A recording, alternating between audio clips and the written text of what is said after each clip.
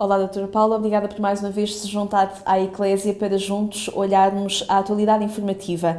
Junta-nos uma notícia que recentemente indicou que, concretamente nos Estados Unidos, duas empresas, Facebook e Apple, estavam a oferecer às suas funcionárias mulheres, a possibilidade de congelarem os seus óvulos. No seu entender, como olhar para esta oferta?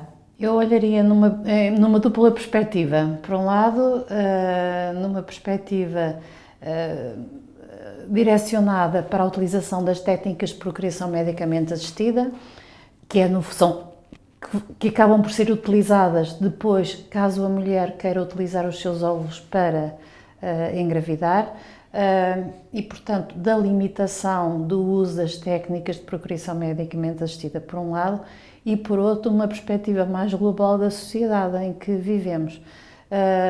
Este caso que surge nos Estados Unidos, eu não tenho dúvidas que se vai acabar por expandir um pouco por todo o lado. Inclusivamente em Portugal? Inclusivamente em Portugal. Portugal não foge à regra porque faz parte de uma sociedade que é uma sociedade global, em que este tipo de empresas existe.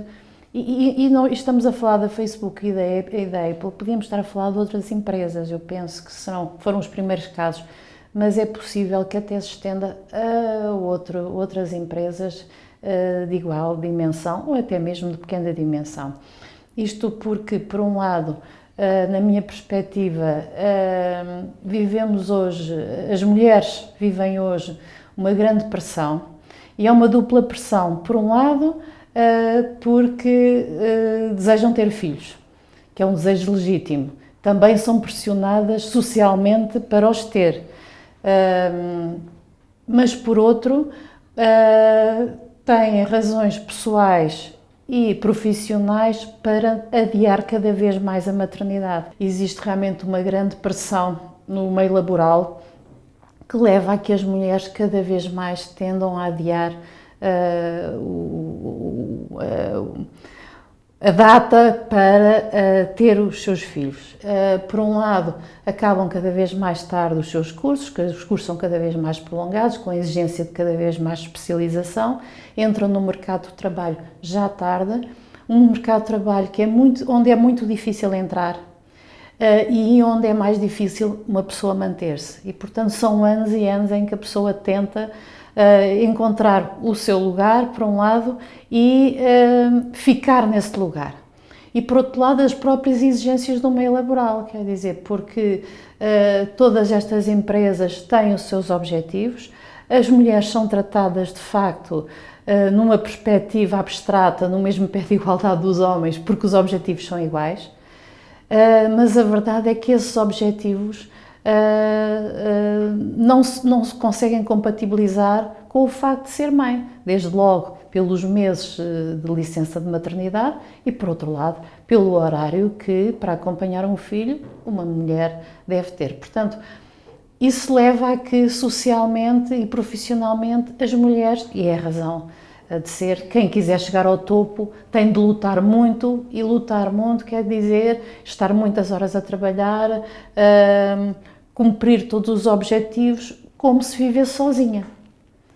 Isto por um lado. Por outro lado, existem as técnicas de procriação medicamente assistida, elas estão cá há mais de 30 anos, e hoje em dia as técnicas de criopreservação de óvulos estão muito mais evoluídas do que há uns anos atrás, portanto é cada vez, tecnicamente também mais possível, cada vez mais, a criopreservação dos óvulos e a utilização deles posteriormente. Aliás, eles hoje são utilizados num contexto médico, normalmente é o que acontece, em Portugal é isso que acontece porque está limitado pela lei, em que só mediante um diagnóstico de infertilidade ou para evitar determinado tipo de doenças graves é que, por exemplo, na perspectiva da mulher vir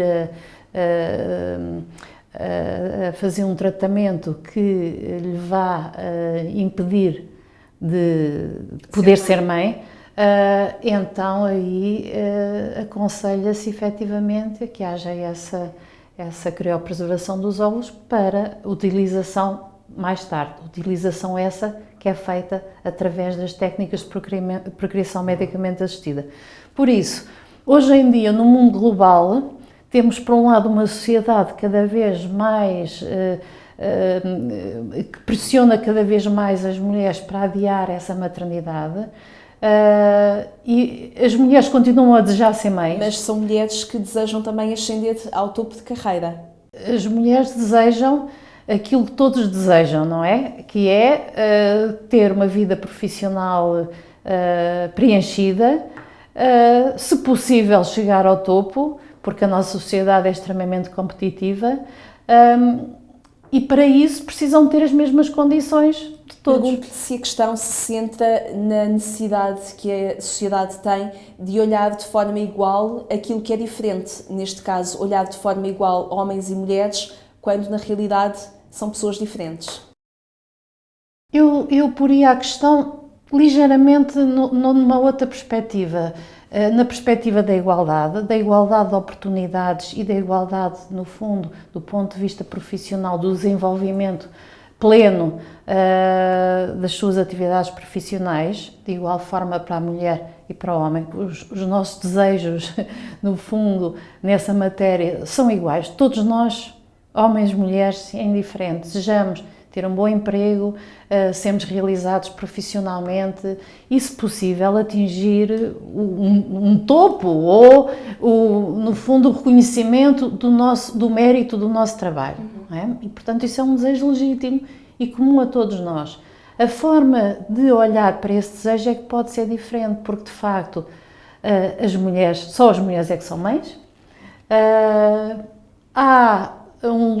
Em relação à maternidade e à paternidade, são olhares diferentes, com desenvolvimentos e perspectivas diferentes, mas de facto as mães precisam de estar com os filhos, precisam também de dar assistência aos filhos, e eu acho que a sociedade tem de arranjar formas de não permitindo que as mulheres se desenvolvam profissionalmente da mesma forma plena e de conseguirem os seus objetivos, não sejam prejudicadas por isso. Portanto, não se pode exigir às mulheres, se calhar em determinada fase da sua vida profissional, os mesmos objetivos que são exigidos aos homens para desempenhar a sua profissão.